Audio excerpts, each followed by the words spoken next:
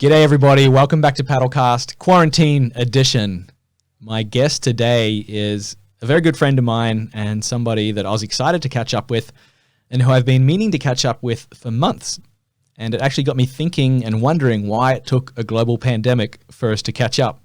So my New Year's resolution, or rather my post-lockdown resolution, is to catch up with more of my old mates on these video calls because it's good fun, good to share the energy and the stories.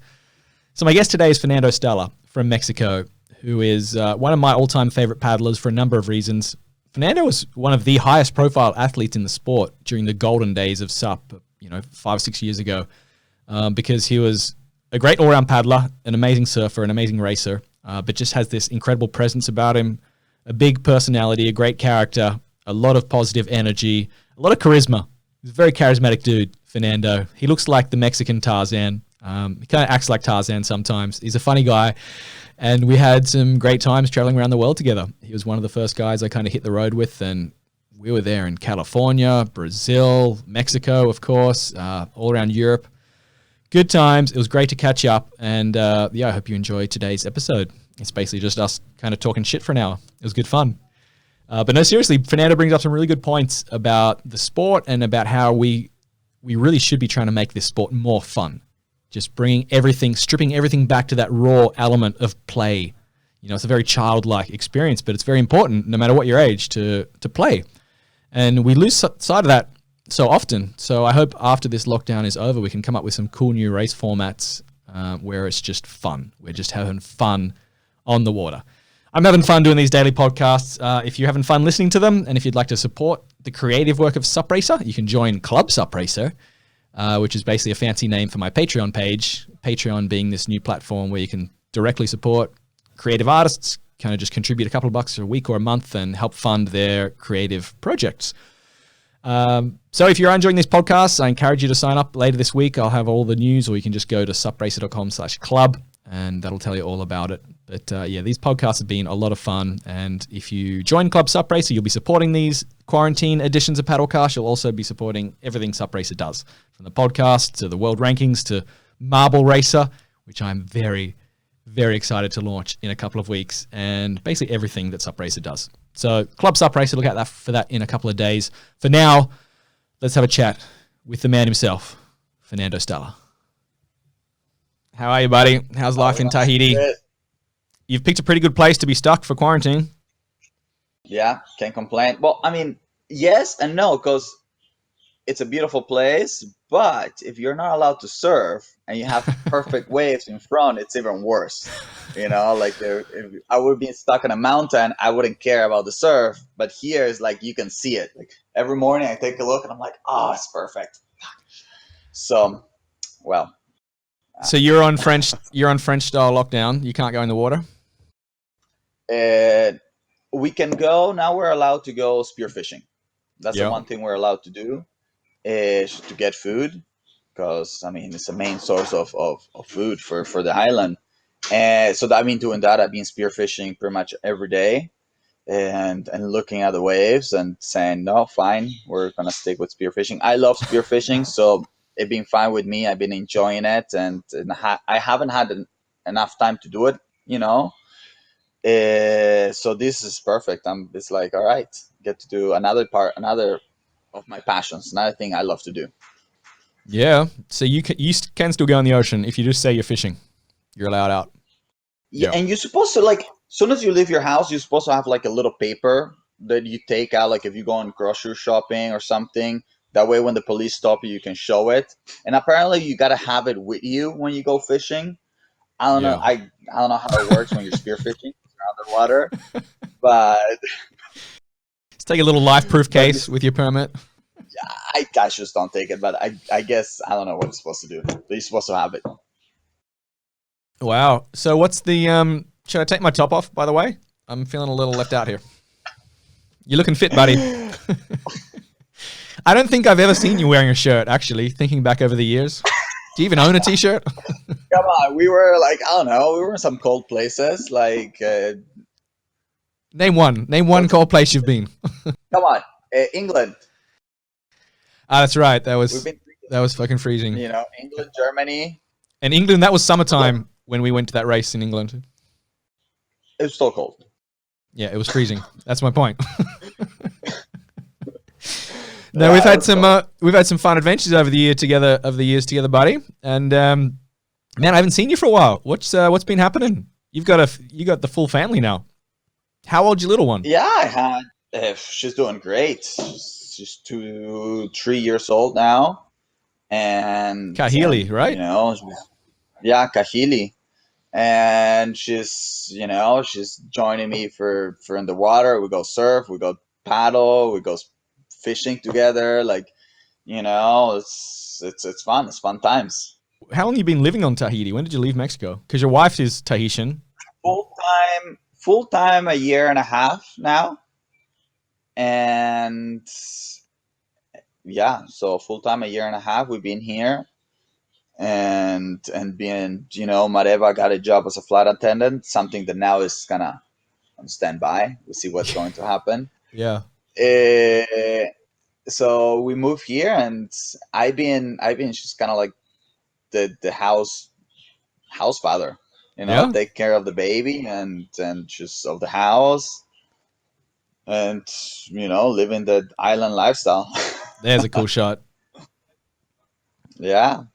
So is Kahili learning how to go spearfishing as well? She got a little permit?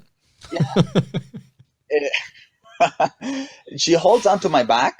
When I go with her, I go to the shallows. Like, we stay, 2 meters. And she holds onto my back, and we go. She follows me. And when I say, okay, wait here, I'm going to dive down to hunt that fish, she's like, okay. And she floats on top. She stays floating while I go to the bottom. And it's right there. So she sees me.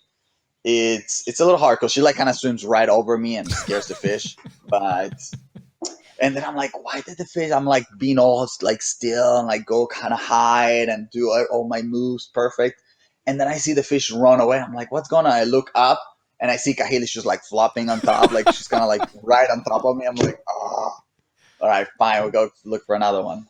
But it's just amazing. It's super fun. It's a great thing to have someone like that.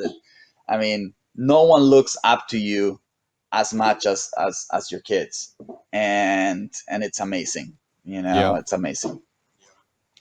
So it's been a great adventure. It's a big change. Because we've been traveling the world, for so many years, and that's all we were. You and I was racing, and you were commentating and just sharing it with the world. But it's definitely a big change to take a pause. Like, people like I hear Casper and Connor and all these guys they're interviewing, they're sharing. These times are hard times, and it's definitely a big change when all the athletes are taking a break. They're finally just saying like, wow, I get to stop and look around, and I felt that for a year now that I moved here. I kind of like took advantage, said I'm gonna just enjoy this moment, being with my daughter and being in this beautiful place, and it's just different stages of life, and you gotta enjoy all of them. So are you full Tahitian? You speaking fluent French? Island French? I speak French. You've always French spoken with a French. big Mexican accent. Yeah, I guess it's getting better. We can say it's getting better. My accent is still big. It's still Mexican. Yeah. But yeah, Do you speak French with your wife, with Mareva? Or English? With Mareva, I speak Spanish. Oh, yeah? Her Spanish is better than my French. So, and I've been speaking Spanish first, like in purpose, also for Kahili. That way she speaks French in the school and everywhere else. So I've been just speaking only. Well, I try to speak only Spanish. I do speak some French to her, but also so she gets the Spanish in it. She doesn't forget it or lose it. Yeah. So we've been doing a mix, Spanish and French. How is your French? I remember we went to Brazil together, and you thought you spoke fluent Portuguese. I thought I spoke. How you know I wasn't speaking fluent Portuguese? Because the Brazilians we were speaking to said you were talking shit. Okay, probably my French it's similar than my Portuguese. Then you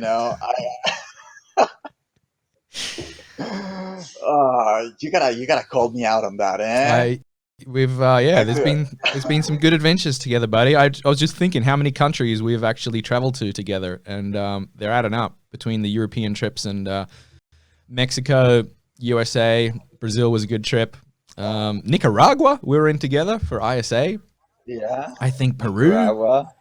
man, that's going back a few years. Peru. Remember Idaho, the Payette River Games, Yeah, that's the its own greatest country, victory right? of your career, buddy. I know. Fucking the Well, biggest paycheck in the sport at that time.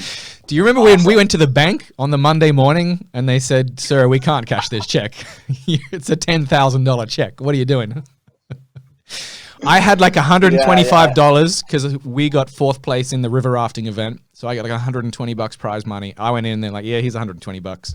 They felt sorry for me. Then you rock in all confident and go, "I'd like to cash this, please. I'm hopping on a plane to Mexico."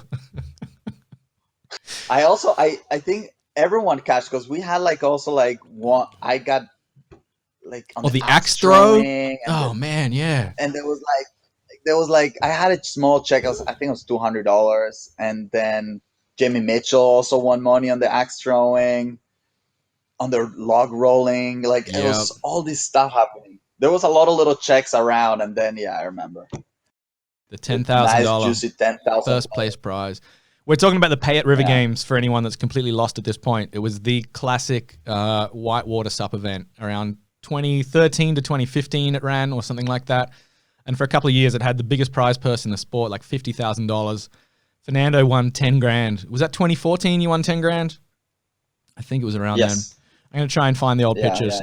But man, that was a good event. yeah. How That did was you win? fun How did too. you win that event? Because you went there and you looked like a kook on the first day. You were just going down those rapids, just over the handlebars, sending it. We all were. Like anyone from the ocean had no idea what they were doing. And all these river guys like Mikey Tavares and everything, they were just going down silky smooth. And by the end of the event, you had it dialed. How Yeah. did you pull Well, that off? it's we were spending a lot of time in the water. That's the truth. It was so much fun, especially coming from just regular racing where it was like it's hard work. It's finally you're able to train and have fun. It was like wow, it was more fun than like surfing on the race boards, you know, Yeah. zigzagging that river. And it was challenging. So I remember we were there until like getting dark. Like we were as soon as we were there all day, and it was as soon as it was no more light, we were okay out of the river. So that was one thing, and then we have the balance. We have all the skills. We just needed to figure out how the river works. How the current, the little ripples, the current when it hits like the fast water, the slow water, like it makes the board turn differently. So you just had to figure that out, and after a couple of days, we were getting it. But what I think it make it is that there was two races. It was the 1 mile kind of flat time trial, Hang on, you pause. and then the Wait a I don't know second. what it was called, the Wait a second. 8 ball, something like that. Wait. All right. Waiting. All right. You're back. Okay, say that again. There was two kind of races. Yeah, there was the 1 mile, kind of flat water, and then there was the 8 ball, the zigzagging through the rapids, and I think the zigzagging was the 1 mile was got the racers, kind of like that advantage because my times were really good. I think I was like second or third on the 1 mile, and then that put me if I needed to get top five or something like that on the 8 ball that I made it. So it was a combination, and you know what, it was fun, and we had a lot of fun. Yeah, I see you're scrolling through the. Man, you beat Kai Lenny. Put that on the resume. And then, yeah, the River guys, Ben Sarrazin, Mikey T, Slater Trout was doing good that year. Eric Giddens. There was Dane Jackson. He's like the best kayaker in the world. Yeah, And then like all the good yeah, paddlers, like pure paddlers, Jamie, Callie, etc., weren't even top 10. Travis Grant was 16th. He was just there for a weekend away. He was basically swimming down the river each time. Yeah, I think I had like, yeah, well, a little bit more practice time Yeah, on that's him the on the one we're talking rapids. about. We went downriver for a mile, and all the the gun paddlers, all you guys were top 10, and then it was like the course race through the rapids, and that's when we're all expecting like the river guys to dominate, and that's when you pulled out the win and got the overall, right? Yeah, I didn't win that. Like, I didn't win that race. I got like, I don't know, top five, something like that. But overall was enough, counting with the flat race, and it was an overall win. I didn't know I won. I was like, at the end, they're like interviewing me, like, oh, so, I was like, oh, it was great. I'm happy, but I didn't know I win until later. I was Well, like, oh, did I win? well, you took out the subcross final. Yeah, I was on the subcross final. Did I win it? You won it, man. Oh, I forgot. It was a long time ago, 2014. We're going back here, but yeah, you were like the grand champion. Yeah, I remember. Yeah, no, yeah. Well, good times. What was your most It was memorable? fun. What was your most memorable event over the years? Because you got around, you traveled extensively back in the golden days of SUP. Kind of those I mean, 2012, 2015 years. the most memorable was definitely the Battle of the Paddle. The first ones. Mm. It was just wow. It's like, this is what really stand up racing is. It's amazing. And then you have fun events like the river race racing. That was just fun, and then different, and the views, like, it's different than racing on the ocean. That's where we grew up.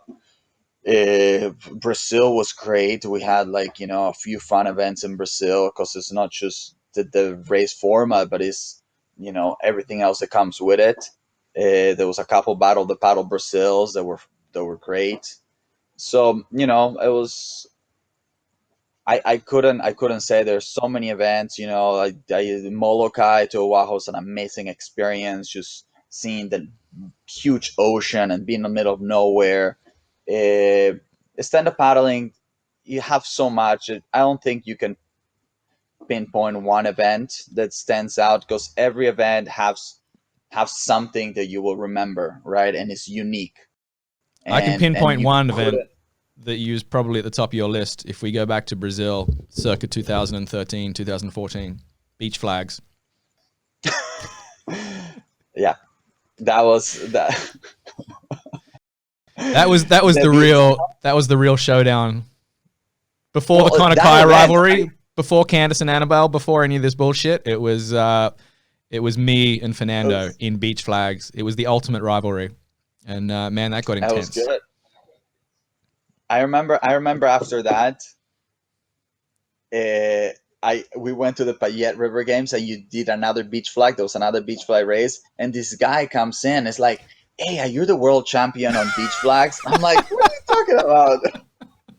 And he was like, already, he was serious for that. Like, he came, like, I don't know where he came from. He was like a lifeguard from somewhere, and he like showed up for the beach flag.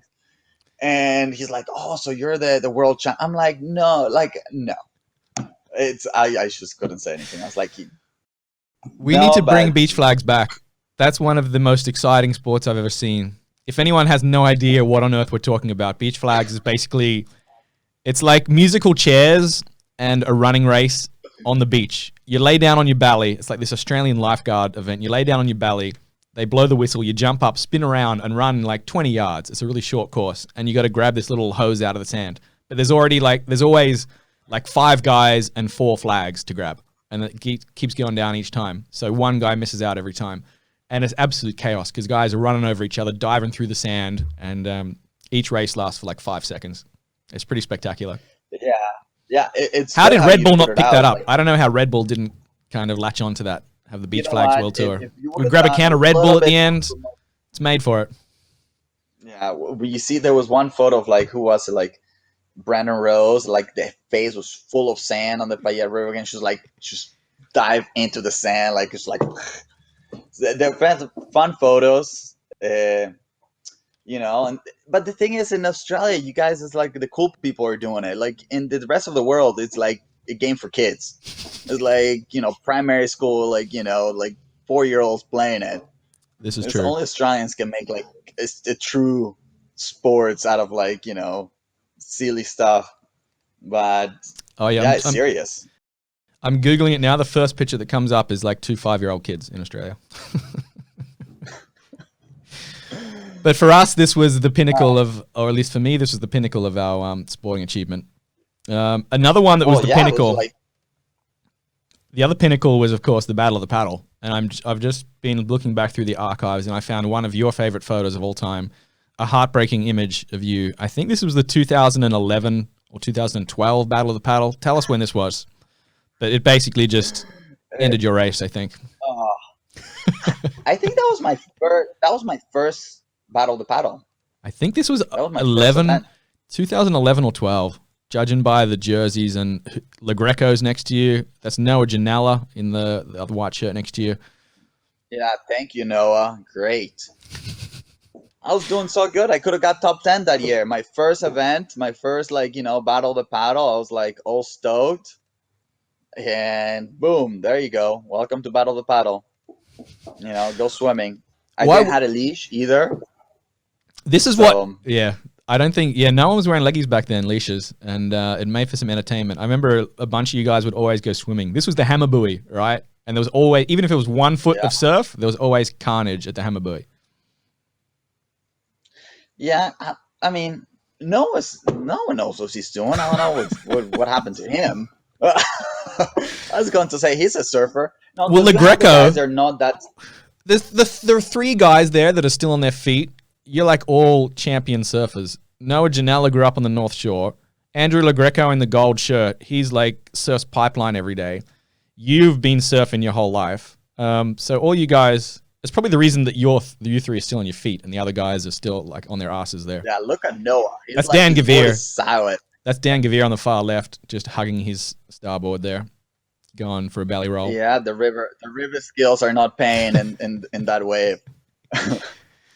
There's some Italian guys there. Yeah, that's Giordano in the middle there with the dreads. This is one of my favorite photos from the BOP. You couldn't stage a photo this good. And it highlights what made the BOP so special was just the chaos. Like it was a destruction derby. We loved it. And these are 12.6 boards. This was before we even moved to the 14s, and it got a bit more awkward for a couple of years. But back then, it was a showdown. And it was that one race, right? Like everybody would show up. You and the Mexican boys would always come up from Sayulita. All the Europeans and Aussies would come over. It was that one time where everyone would meet up. Yeah, it was amazing. And then you have all the companies, right? All the manufacturers, all the sponsors were there, all the friends, the family. It was just, coming, I think, as we had some events in Mexico, Europe had some events. But when we all got together, it was like, that was wow. It's like, this is what really it is, we hope it will be in our country and everywhere around the world. And I mean, events have grown after that, because back then that was the big event, and now there's a few other big events. You got the Gorge, you got, you have events, big events with a lot of people, but they're still not as fun or as entertaining or as, I don't know, it had just something special, that event. And also because it was the beginning, we were just starting as athletes on this sport, and I was like, wow. So that, gonna always hold a special place in our hearts, I think, for a lot of athletes. Are people still paddling down in Sayulita? Because that became almost like the Mexican BOP, that race in Sayulita. Yeah, there's still paddlers, but the main drivers were was Ryan, Bicho, and I were the main international racers there, and after now there's still some paddlers, but it's not like competitive wise or to travel international. They do national events, they do their local events, they're still racing. There's Bicho created that the juniors racing club, but he left. So his cousin is there. There's still people, doing it. There's still kids. I think there's some kids. There's some young kids. They're gonna be good. So we gotta wait for them to come up. But they're serious. They're paddling. They're training serious. They're fast, and we're probably gonna see them pretty soon on the international field. So that's what we're hoping. Yep. Yeah, this was the event, the Puna Oh, Sayulita Classic, yeah, back in like 2012 that or was so. amazing. It really was the That Mexican was so bop. much fun. The one thing this event had that no other event had is like how fun it was in and outside the water. It reminds me when I did the Pan American Games last year with the real Olympic version, where we stay in the Olympic Villa with all the countries, uh, you know 400 600 athletes per country. It reminded me of that. Sayulita had that feeling, like you had, the whole town became like an Olympic villa, and you had the restaurants, the boutiques, the bars. Like it was just so much fun to just be there, and see the other teams. It was fun. I really hope we make it back there and have events like that again. Well, the funnest We should ISA even have, was Mexico was the funnest ISA for sure. yeah. That was in your Yeah, hometown, Sayulita. You were the mayor of the ISA Worlds that year. You were basically the host. You were like, we went to Denmark. It was Casper, but Yeah. when we were in Mexico, it was you. You were like the honorary Yeah, host. we had good times. We had good times. It was a fun event, and I hope. What's your opinion? But it seems like we don't have that many fun events, fun stand up paddle events. I mean, we did the Red Bull event. Wasn't quite fun. It was There were just, waves, it was survival. but it wasn't fun. Like it was just too much. Yeah. Like oh, we're gonna have waves. It's gonna be great, and then too much fun, no fun. So You're right. We need some more ocean. We need some more beach events. Like we've got fun events, but they're fun in different ways. Like for me, the 11 City Tour is fun. It's got an amazing atmosphere. You should come do that one. But it's 200 kilometers of flat water. It's a different kind of fun. The Gla Gla race fun. has a fun atmosphere, but again, it's a 15K flat water race. We miss those.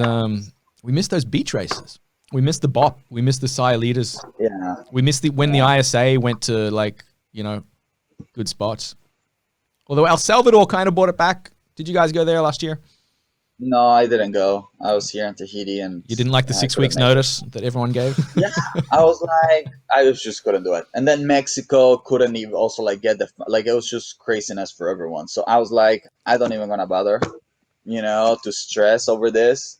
Yeah. Um, I wish they and gave us more notice though, because everyone I talked to that went there said the location was unreal. Like it was a cool beach town, cool surf town, but half the the waves teams, looked amazing. the waves were firing.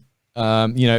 It's a cheap country, it's cheap food, cheap beers, but everyone got 6 weeks notice. So Australia didn't even go. Australia wins the ISA every year, and we didn't even really send a team. Like a couple of surfers went. So that was kind of a bummer that they didn't give us more notice and kind of organize that properly, because that would have been, I think, maybe up there with Mexico in terms of fun. We'll see.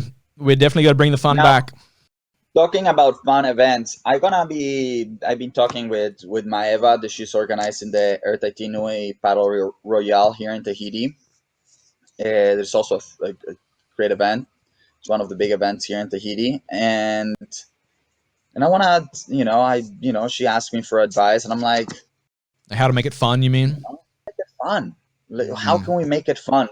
So the thing is, if you don't have waves to make it that challenge, it becomes tricky. We're looking for a location that there's gonna be probably like a water star, like in a bay, so it's not a beach to do chicane. Like I was looking at a few beaches where we could do it.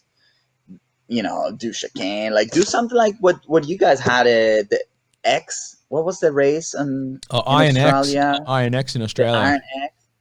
It was too much obstacles on the beach, but like a little mini version of something like that, where you have to run out and do a few things, like something, and then just more than run around a chicane, right? Like do something more, Yeah. uh, and then back on the water. I think that will make it really fun, but we're not gonna have beach runs, so I have to come up with something in the water.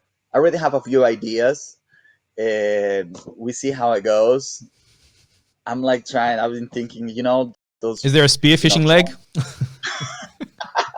there's no You got to go spearfishing catch a like that. fish.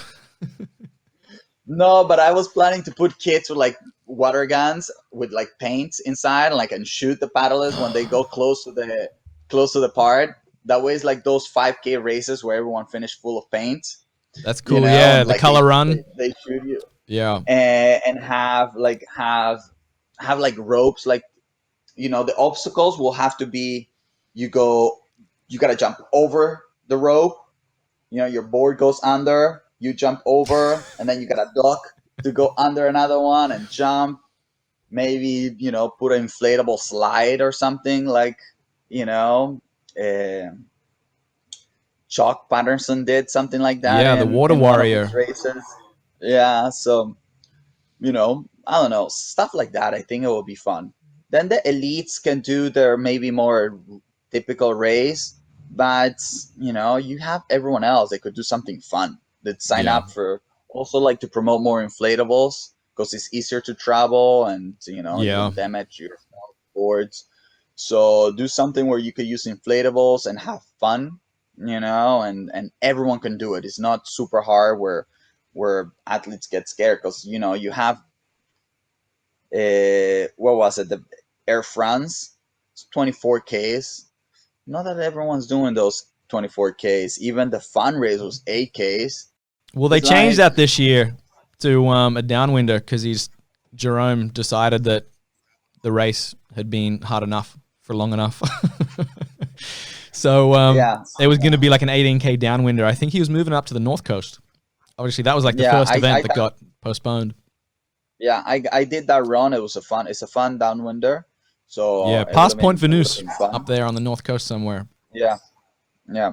It's a fun spot. It's a good downwinder. Yep. Too bad it got canceled. So, well, Well, hopefully all these events come back later in the year. Like if we can get Air France, I know he's looking at dates, but no one knows when you're allowed to run. Like he was originally looking at well, August, and now August even looks optimistic. When are you guys September thinking? When are you guys thinking for Air Tahiti? September 5th is what the date that is thought. I think that's a safe enough time. I think I'm gonna be able to run for that time. Choose plane tickets and see if people can do it. But I've been doing, so far as for that. So, I hope you can come. I hope, all my paddler friends can come to do a fun race, and then to get to enjoy Tahiti. I've been taking your advice on how to host events, where I'm like, Chris Parker knows what he's doing. It's like he calls me up. It's like, Stalla, you can go do this, like, serious event and proper in this part of Europe, or you can come with me to do the smaller race, but you get transportation, you get a place to stay. We're gonna go hiking. We're gonna go see a castle. We're gonna do a photo shoot, and we're gonna, have fun. I'm like, sure, I do that, because it's like, yeah, and Connor's coming, and all this, we have these 4, 5 friends going. I'm like, sure, that seems just easier to do it Yeah. than figuring yourself, like, where did I rent the place? I need a car. I need to find a hotel room. Is it close to like, it's a lot of planning when you go to an event that you don't have it. There's a new place you going. So when you are able to sort, invitations like those, it's like, wow, it's a no-brainer. So I'm trying to see if we can find things like that for the international athletes. So it's just easier, have them, just make it easier for them and fun, have stuff. I have done like some sailing, like, around here, like near islands like Morea. There's a few islands Mm. around Tahiti that you can do in one day. They're beautiful, and if you can take your board and get a couple photos, it's like, man, it's just worth this for the sponsors. It's worth paying the athlete to come. Yeah. It's just good. he can get a couple photos, and then the organizer can just have have a photographer that shoots for a day all these athletes on this beautiful place, and voila, everyone has enough content. So I think we can do ways to make it worth the international guys and the brands to come here. So we're working on it. I'm taking all the information that I have gathered with you and traveling around the world, and hopefully I would love to see more of my friends here in Tahiti, and be able to share this beautiful place with all of you guys. Yeah, So man. Let's do it. that will be coming in I want to get September. back there. Yep. All right. Let's all head back to Tahiti. It's a beautiful spot. Have you explored Tahiti much, or like Polynesia? Because everyone thinks Tahiti is Tahiti, but you get to Tahiti, there's like 100 different islands. Tahiti is just the big island, right? I think it's more than 100 islands. Yeah.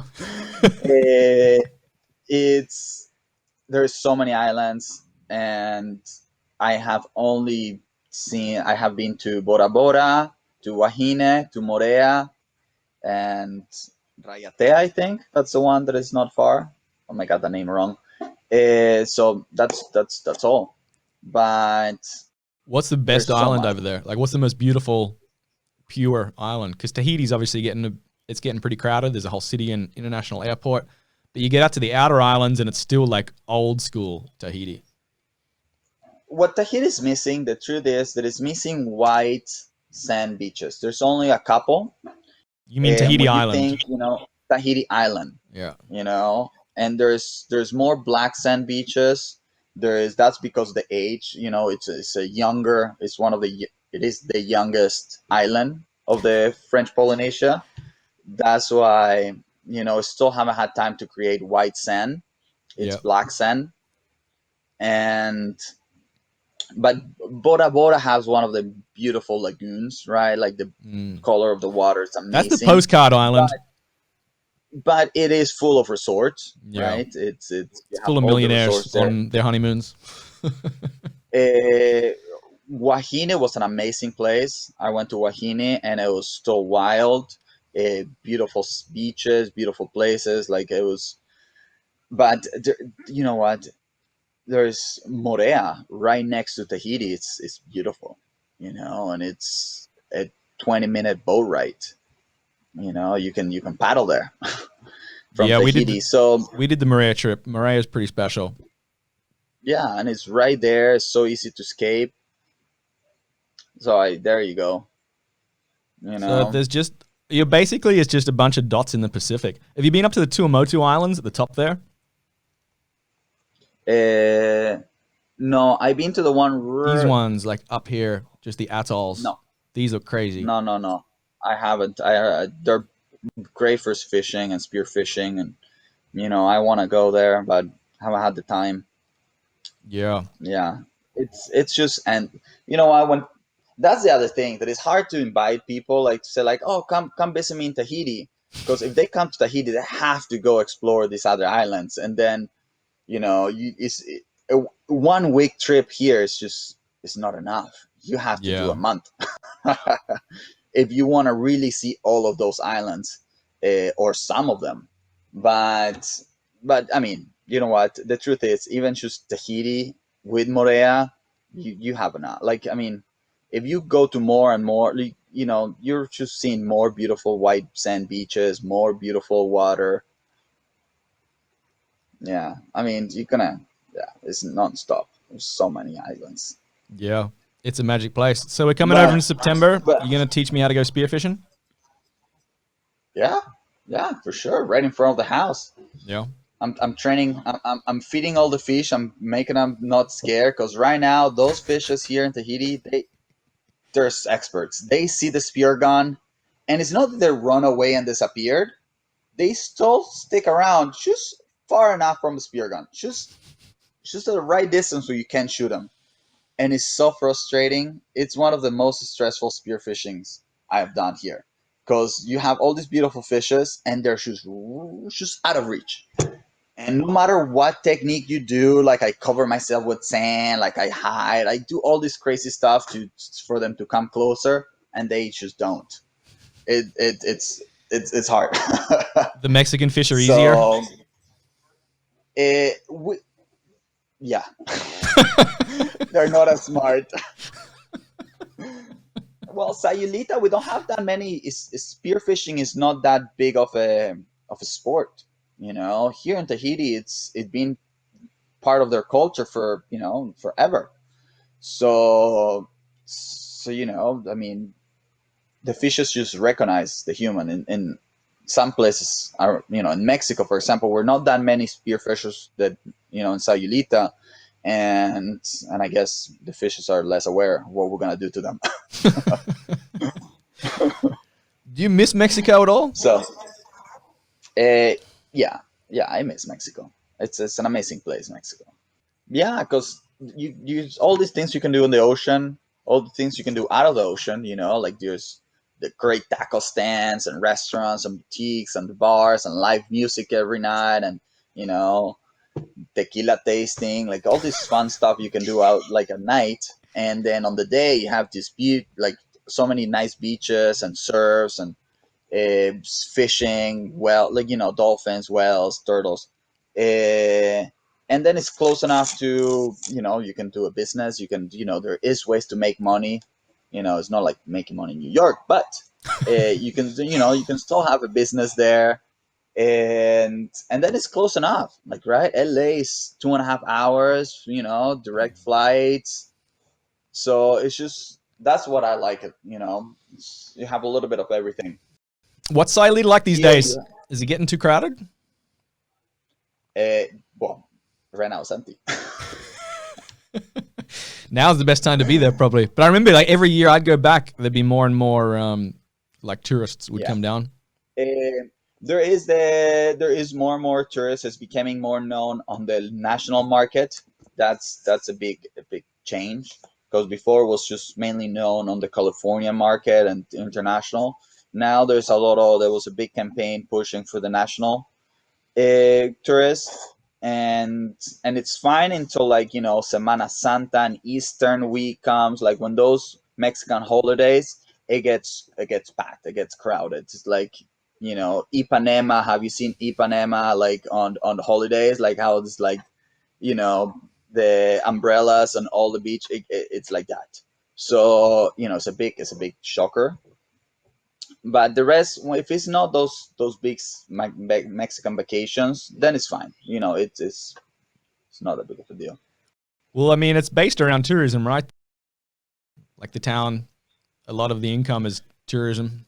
So it's kind of like Yeah, is you got to find that balance. It's like people want tourist dollars, but then too much and it gets overrun. well, it's just the capacity, right? Sayulita only has the capacity for X amount of people, Mm. because it's not a city, it's a small town, and then when people come just for the day, so that's what's happening in those Mexican vacations. They come on buses full of people. They stay there the day, and then they get back on the bus and go back to whatever they're staying. So then it's overcrowded. Yeah. But Do they if at the least take people some are surf lessons while they're there? Because no, didn't you used to be a surf instructor? That was like your first job. yeah, I'm still a surf instructor. I'm one of the best in the world. What was it like What? being what was it like being a surf instructor in a famous Mexican surf town? Uh, Was that like every kid wanted to be the surf instructor? you know what? Surf instructor in Sayulita is a great job because you get paid in dollars. Well, most of the time, and the dollar's so strong right now. It's 25 to $1. So the truth is that it's one of the jokes we have, that is it's more work to go steal than go give a surf lesson. Like why would you, what, no one steals in Sayulita because it's more work to go sneak someone's house and try to steal something than go give a surf lesson. You make a couple $100 in an hour and a half, or a couple hours surfing. It's like, dude, it's great. So you were basically just giving surf lessons to rich Californians kids. Eh, well, adults, everyone. We had 70-year-olds, Yeah. grandparents surfing with their 6-year-old kids. Like everyone surfs in Sayulita. The conditions are just super safe and super nice, It was like the Bali of Everyone Mexico. surfed. I guess, or Bali is the Bali's a Mexico little. in the east. Bali is the Sayulita of Indonesia. Yeah. So yeah, so I miss it. I miss Sayulita. I miss Mexico. I miss the tacos. I miss the flavor. I miss the spices. That Yeah, the I don't. Mexican. I don't miss the spices of Sayulita. Remember that time you tricked me into eating a jalapeno?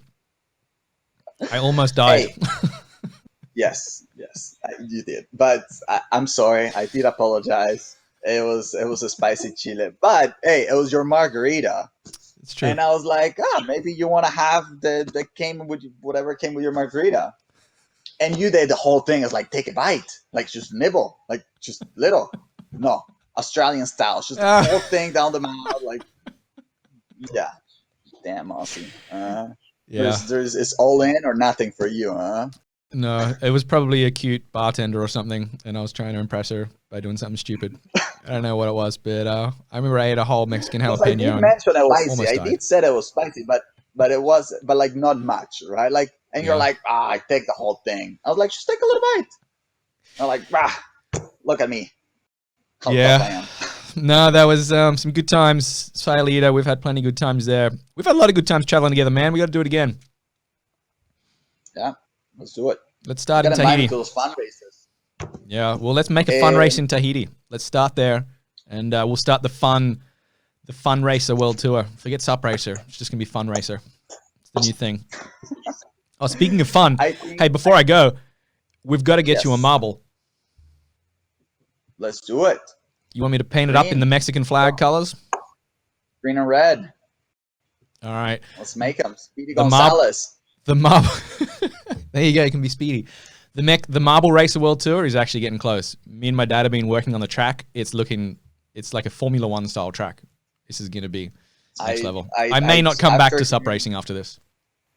I just have gone on Google today and look at what's Marble One. Marbula One. And How good is that guy? He's my Marbula inspiration. it was fun.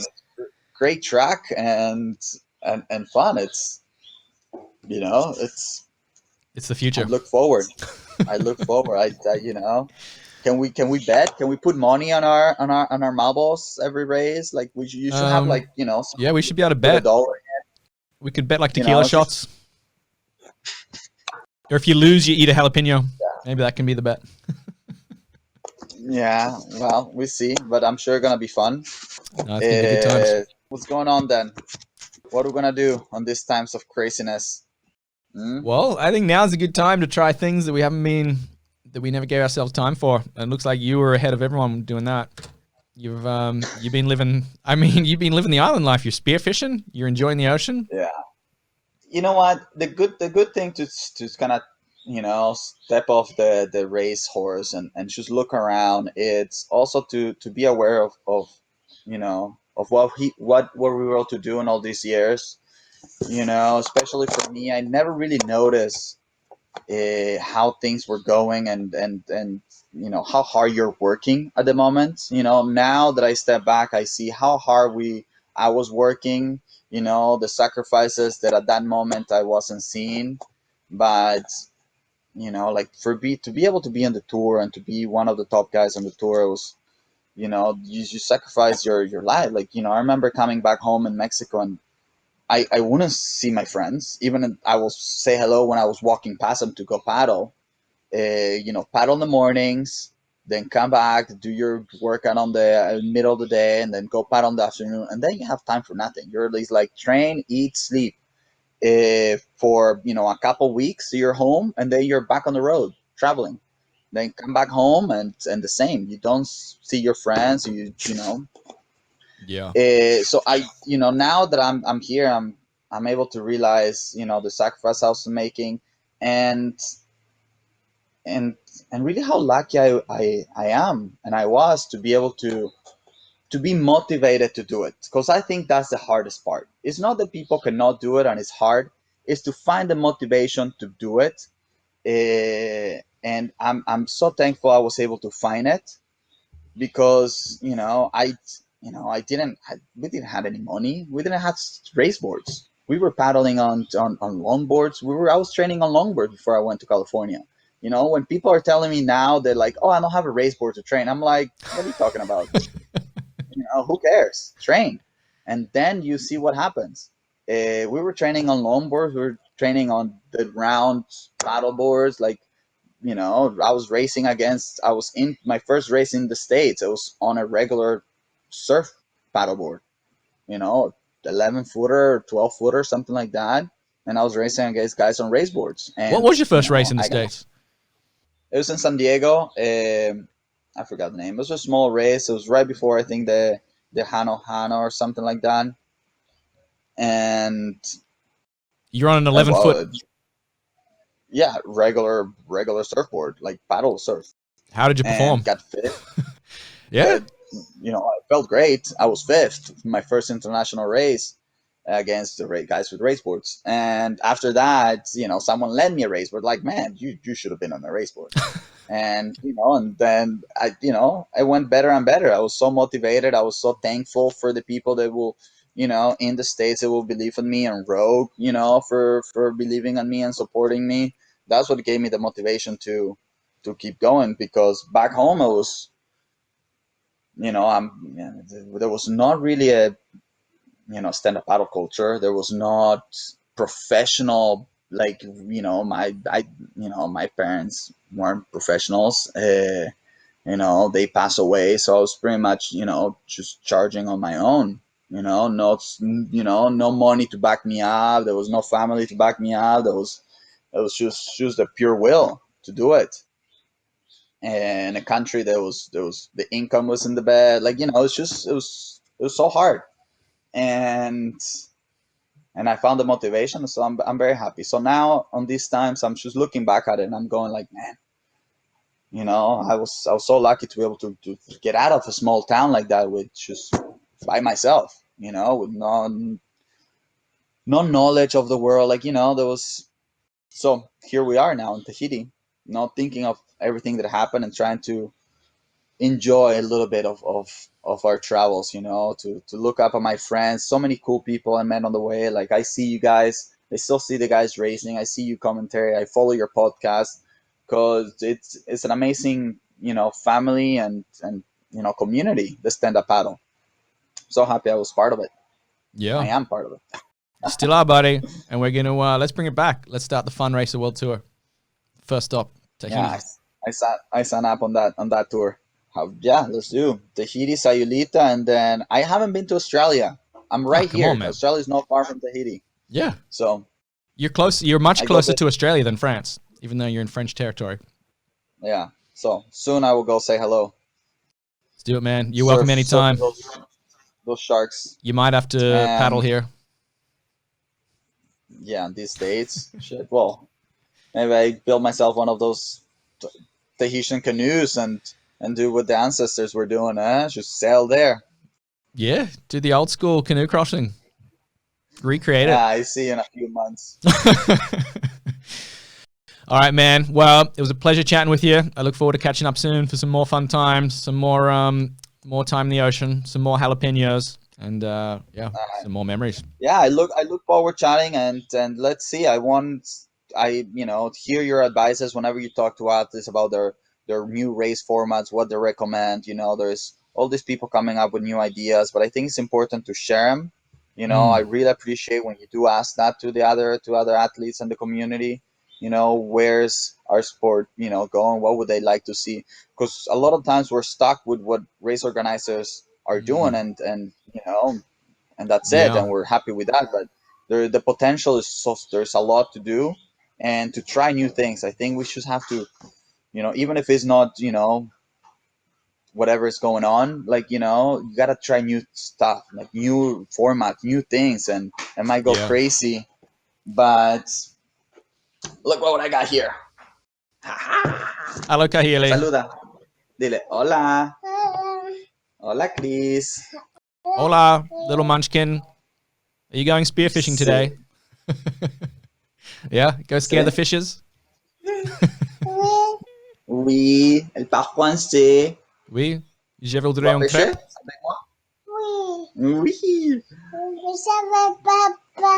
Oui, on va pêcher et on va manger les poissons. Miam, miam, miam. Oui, mais il faut rincer les poissons. Ah oui, on fait de rincer et nettoyer les poissons. D'accord. Ok. Ok, mi amor. I heard Bueno, nos poisson. despedimos. So something about fish in there. Ouais. Yes, yes. All right, man. Big hugs. See you here in September, let's hope. Sounds good, buddy. And stay safe. Let's get those marbles rolling. And keep making interviews, man. All this, I love hearing all the other athletes or our friends. Everyone's be able to share good stuff. And sí, mi amor. Bueno, nos despedimos. Dile. All right. We'll see you. Au revoir, Okay. Kahili. See you later, buddy. Thanks for chatting. Ciao, ciao. All right.